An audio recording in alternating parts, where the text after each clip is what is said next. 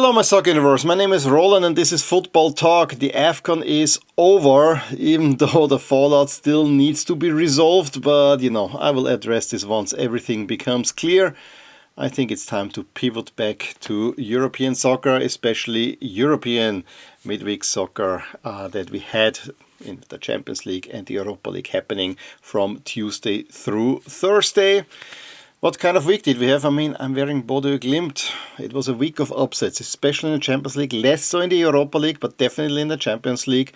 But it also made the structural issues of this league phase clear. Because even though Manchester City and PSG lost, it didn't really hurt them all that much. Especially when I hear Luis Enrique saying, maybe going into playoff is not such a bad thing for us. So yeah, maybe he was actually not too unhappy, even though I think PSG fully deserved to win that one.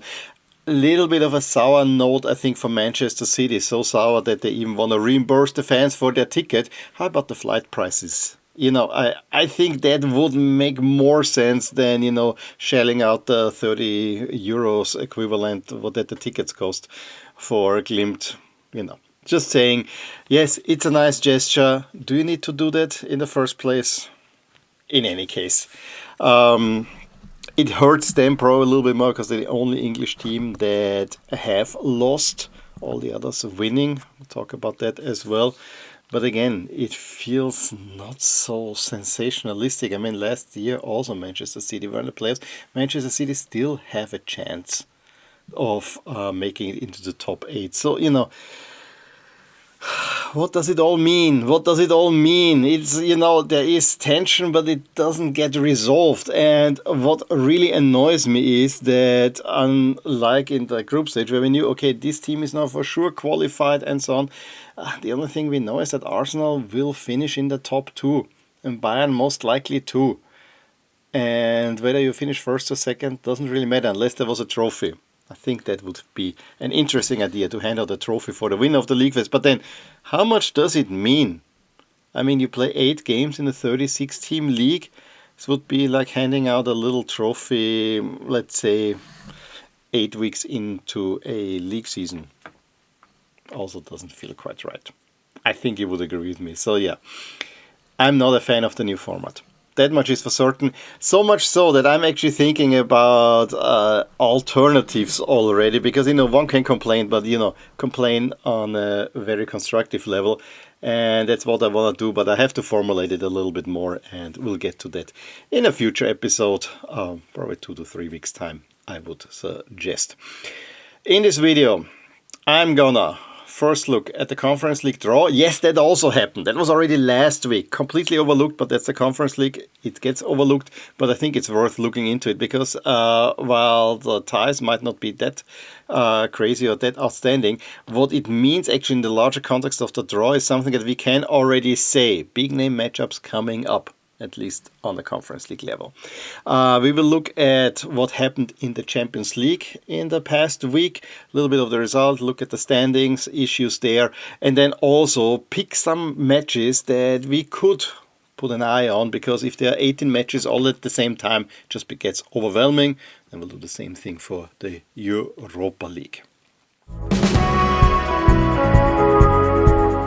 Okay, Conference League draw from last week. We have the following matchups. Crystal Palace, who are huge favorites over Zrinjski Mostar, and Lausanne play against Sigma Olmütz. We have Lech Poznan against QPS from Finland. We have Samsunspor against Skandia. We have AZ against Noah. We have Zeli against Rita. We have Fiorentina against Białystok. I think that's not an uninteresting matchup. And we have Rijeka against Omonia. That's also not uninteresting. Rijeka, remember, were Croatian champions. And curiously enough, Omonia the only, if you like, non-seeded teams that are actually favored. And Omonia is actually not such a bad team overall. We have also a very level one between Lausanne and Sigma Olmütz. Everything else has relatively clear favorites, and it's usually the seeded teams, even though I don't know. I mean, Białystok is not performing well in the Polish league, but it's a raucous crowd, and I'm not sure how well Fiorentina will perform in such an environment, especially in the current state that they are. But what this also means, we also have decided which teams go in the left and which ones go in the right side of the draw. And the ones that are first go in the left side. And so we have Jagiellonia Białystok and Fiorentina will play either Strasbourg or Rakov. And same thing is true for Omonia and Rijeka. But crucially, just imagine now Strasbourg against the winner of Fiorentina against Białystok. We could also have Zrinjski and Crystal Palace play either Mainz or Larnaca. Now imagine Mainz there, then we have in this upper left quadrant, we would have an Italian team, a French team, an English team and a German team. That's pretty heavy, I would say, and pretty lopsided. So I really hope that Strasbourg and Mainz would go in the other route, although I'm not sure if I need Fiorentina go through a fully Polish route, but so be it. Poland, by the way, doing really well in the coefficient race, having still 3 teams present in the competition, and I think before the current round Poland was even in the top 2 to get an additional Champions League spot. Not gonna happen, but it's a pretty strong performance by the Polish teams.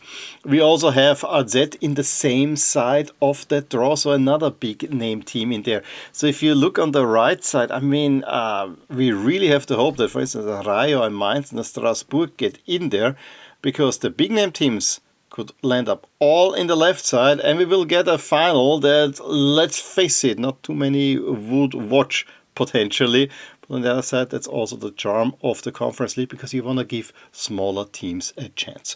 The games will be played on the 19th of February. For now, they're scheduled all for 9 o'clock. I think there might be some change up. As I said, Białystok against Fiorentina is an interesting one, as is Sigma Olmütz against Lausanne, and maybe Omonia against Rijeka. I think the rest relatively clear favorites, although Poznan also, I heard, are not doing well in Poland. I'm not following the Polish league all that closely. Okay, let's move over to the Champions League, and I think the standard result was already Tuesday early. Bodø Glimt beating Manchester City 3-1. Haaland going to Norway and not showing up at all. And this was rather one-sided. And yes, plastic pitch doesn't really help, but a team like Manchester City should not be in that much trouble. I think it's the first win for Bodø Glimt in this Champions League season and overall. So also a big result. Hög, a double strike in the first half against Peter Hauge, also putting one in. And then also Rodri getting sent off with 2 yellow cards within a minute was definitely a part of that as well. I absolutely love that this result happened. Not out of dislike for Manchester City, but because it's north of the Arctic Circle, the small stadium, and they get a huge win in the Champions League, even though their chances of progressing are rather slim. Running through the other results from Tuesday, we had Club Brugge getting a big win at Karat that gives them a good chance of advancing. Napoli actually diminished their chances. They were 1-0 up through McTominay and a man up. And they still concede a penalty. Really, really hard to ask now for them to move on. But I'm not sure if Conte even wants that. Ajax turn it around against Villarreal. Villarreal are completely a disgrace, given their lofty standing in La Liga, whereas Ajax actually give themselves a chance of advancing. With also Arsenal going to Inter, probably the standout tie, if you were to ask me. But this was all Arsenal. Even Inter gave them some counter. I mean, there was a nice equalizer by Sucic. However, Gabriel Jesus scores 2 goals. And then later on, Gyökeres may mix a third one. There have been talks about Inter being tactically a little bit naive. Gyökeres against Acerbi would work well, but Gyökeres came on later. So Acerbi against a very movable front line does not really work. A shocker came also in Greece. Olympiacos beating Bayer Leverkusen 2-0, even though Bayer Leverkusen were probably the more dominant side. The Real Madrid, everything is now kind of happy again after the awful weekend. And yes, I haven't really talked about that, but they take apart Monaco, a Monaco team that is in utter disarray, I gotta say. I already mentioned it, PSG were so dominant. And yes, when Sporting had the ball, they had a straight line going forward, and they did have a plan, but they probably should not have won that one. I think PSG, especially in first, was super dominant, even scored plenty of goals that were disallowed for offside. Yeah, that's how it goes. And then once they went down 1-0, Kvaratskhelia with a nice equalizer, but still, Sporting get the winner, and I think it was a guy that formerly played for Marseille. So adding insult to injury. And then another one that makes no sense whatsoever to me is Spurs beating Dortmund 2-0 at home. Yes, Dortmund after the restart, maybe not as well defensively as they have been before, but Spurs are awful. How can Spurs beat Dortmund 2-0? Spurs have the best home record in the Champions League at the moment. I mean, it makes no sense. This is how dominant the Premier League is, and yeah, this is not anti-Premier League. But if one league is so lopsided, that's not good.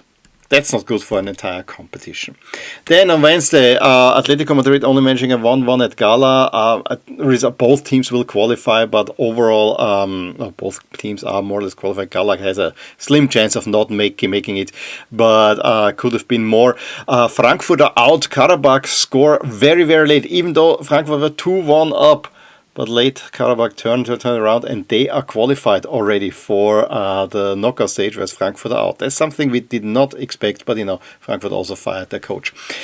We expected Atalanta to finish in the top 8. Not happening anymore. Despite a super dominant first half, Scamacca scoring, Athletic Club makes some changes, turn it around, and that without the Williams brothers. And in the end, it was even a deserved win that gives Athletic Club a shot at making it even into the knockout stage, something that one would not have expected. And this is even more damning because in the coefficient race now, Italy are lagging behind Spain. It's close. But the more teams from Spain make it and the less teams from Italy do not make it, it's not good for the coefficient. And, as a fan of Serie A, that does hurt a little bit. But, Italians don't earn it. Although I think Atalanta should have gotten something out of that, especially when they pulled one back. It was again an onslaught. But Athletic Club, for once, show up, and they don't score many goals in the Liga. Bayern were dominant without being convincing. Also, no fans because of the Super Pyro show, because they want to be present for the knockout stage and make another display, I guess. It needed Harry Kane. He also missed a penalty, but he scored 2 goals. Nothing really to talk home about. Same thing goes for Chelsea's win over Paphos. Rather disappointing. Juve actually against Mourinho's Benfica. And Mourinho, Juve, there's a little bit of controversy. Juve actually deserved that win. But also we need to talk about the penalty miss by Benfica. Awful. Awful. Newcastle through to the knockout stage, first time ever, 3-0 over PSV, but PSV basically shot themselves in the foot in that game. A little bit like OM against Liverpool. I mean, why don't you put a man behind the wall so that Szoboszlai can shoot it below the wall? I mean, it's a genius moment, but Ronaldinho did do that, I think, roughly 20 years ago. And by now, that's why we put the man behind the wall lying there, even though it looks ridiculous. So yeah, but Liverpool just clinically not super convincing. Maybe they did deserve the win, but I think the result is a little bit flattering. And Slavia gave Barca quite some counter. They had a 1-0 lead. Yes, Barca then turned it around on the heels of Fermin Lopez. And then Lewandowski scores an own goal pretty much after Barca had taken the leads. Yeah, strikers in their own box is never something that should happen. But then in the second half, Lewandowski and a great goal by Olmo turn it around. And so Barca through, Slavia also out. However, Barca are not yet in the top 8. And that also means we have now a pretty tight table. As I said already, Arsenal are most likely with that goal difference in the top spot. Bayern also relatively safe in second, even though, let's say Bayern lose and then the Real Madrid win, but, not too much at stake. But those are the top 3 teams in Europe. I'm not sure if I would call Real Madrid the top 3 team in Europe, but, they are there and they have earned that one. Liverpool is also level with Real Madrid. But then we see already all the Premier League teams in there with Spurs, Newcastle, Chelsea, only PSG in there. Newcastle play PSG. That will be one of the games to watch. Who will actually get the bye? I think a draw will put them in the risk that both of them miss out on the bye, because you see already there are so many teams. I think 8 teams on 13 points. So Barcelona, Sporting, City, Atletico and Atalanta on the outside looking in. And for Atalanta, really damning that you lost against Athletic Club here. Inter and Juventus also right behind. Both have slim chances of making it to the top 8. But I think Inter probably do have a chance against a relatively weak Dortmund. Then we have to surprise him with all the Galatasaray. Wouldn't be a surprise, but Karabakh definitely is a surprise. Already through OM, Leverkusen, Monaco, PSV, Athletic Club, Olympiacos in. And then Napoli, Copenhagen, Club Brugge out. Bodø, Benfica, Paphos, Union Saint-Gilloise and Ajax still have a chance, although Ajax's chances are relatively slim. Also run through expected standings. Here we'll see that Barcelona are expected to make it in. Atletico Madrid also, but PSG crucially out, as with Newcastle. So it's quite likely PSG, quite likely, I mean not the majority, quite likely PSG will not make it into the top 8. And as I said, Luis Enrique wouldn't mind that either. We see also the mass of the Italian teams. They will all get seeded in the playoffs. And potentially Napoli will make it in, but that they are in another game that probably will be watching. They have to play Chelsea, a Chelsea team that sit uncomfortably in the top 8. Let's put it that when there are many questions to be asked.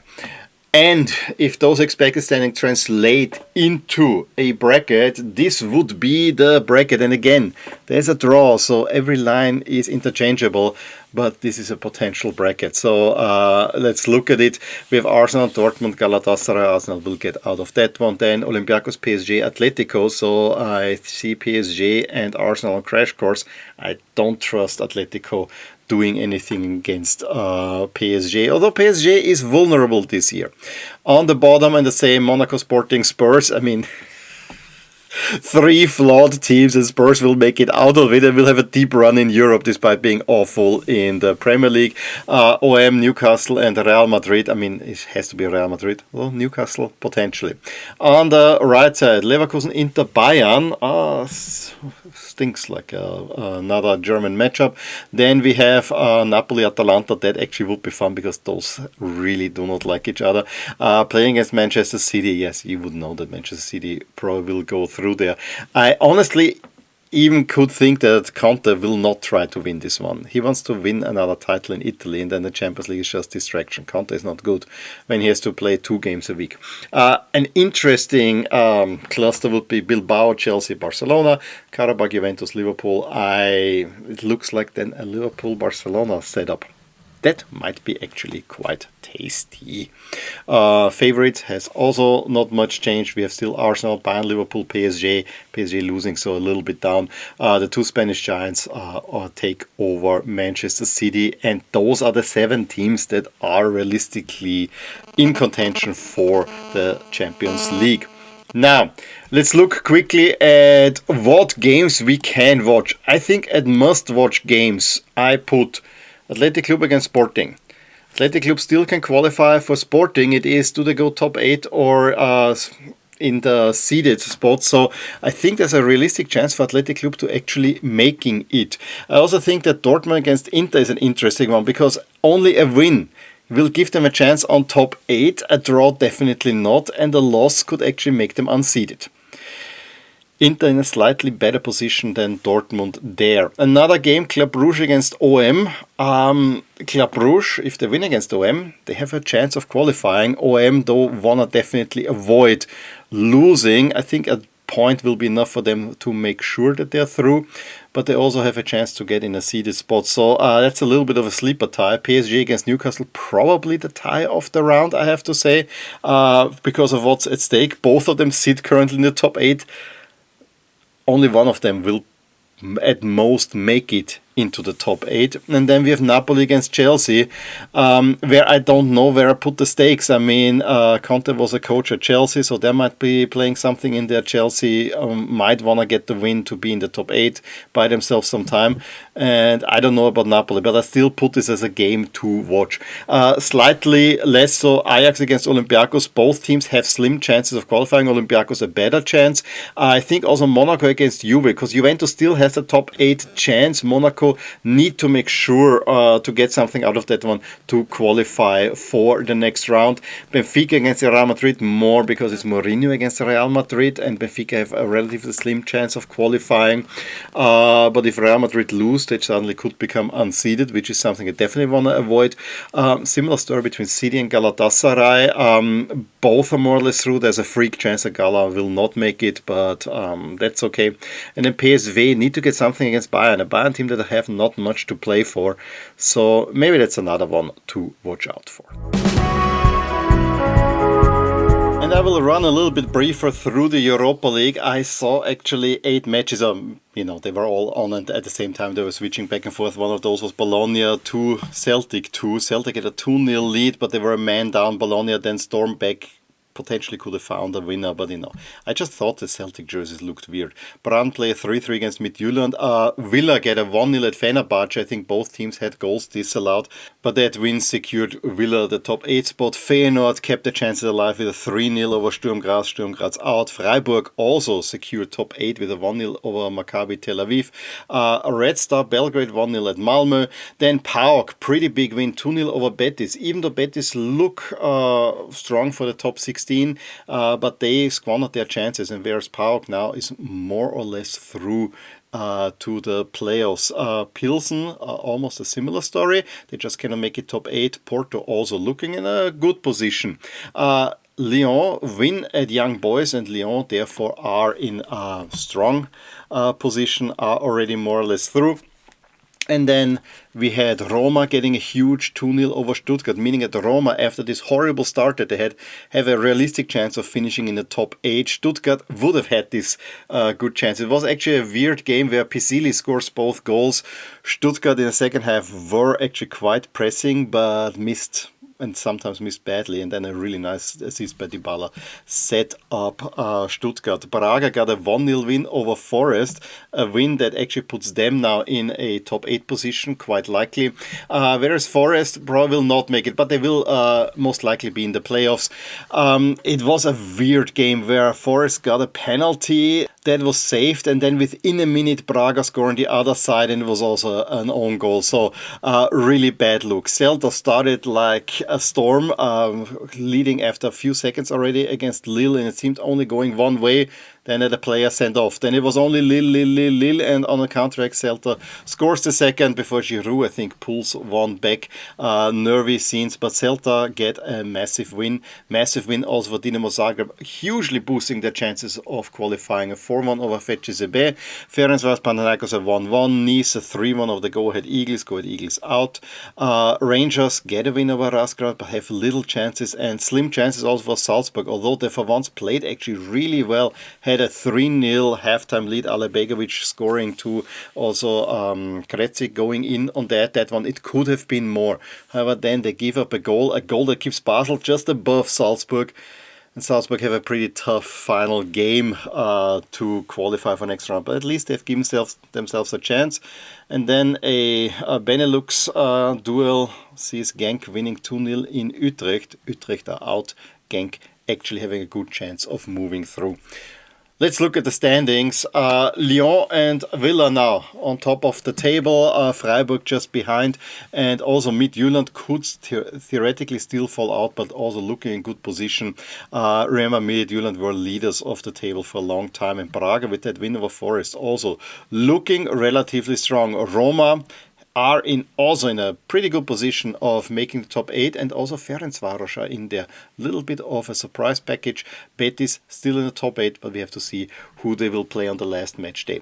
Then Porto gang, Cervena Zvezda, PAOK, Stuttgart, Celta, Bologna and Nottingham Forest would be the seeded teams currently in the playoff, where we have then Pilsen qualified, Fenerbahce qualified, Panathinaikos and Zagreb also through. And then there's the teams that have a little bit on the edge, but Lille and Bran also look relatively strong. On the bubble, Young Boys and Celtic, but realistically only 3 teams that could challenge them. That's Ludogorets, Feyenoord and Basel, even though Salzburg, FCSB and the Go Ahead Eagles have some slim chances. But with all the permutations and the matchups they're facing, it's probably not that big. As for the favorites, it's again Villa, Roma and then Porto and Lyon. Maybe Betis, Freiburg. But I would say, it's a Premier League game. Forest could make a run. I think Stuttgart, again, grossly underrated. The problem for Stuttgart is they probably will go into the playoff. But yeah, Villa, Roma, Porto, Lyon, and I would throw in Betis, Freiburg and Forest, and that's where I would cap it, even though Bologna have the same chances as Bologna. The problem is for these that, of course, they have to go into playoff, and you don't know what will be happening then. Now again, like I did for the Champions League, let's look at a couple of matches that might be worth your time. Must watch for me Cervena Zvezda against Celta Vigo, because it is about positioning in the playoff round, and I think that makes this matchup quite interesting. We also have Nottingham Forest and Ferencváros. Again, positioning, both are more or less through, but Forest could get at least seeded, meaning second leg at home.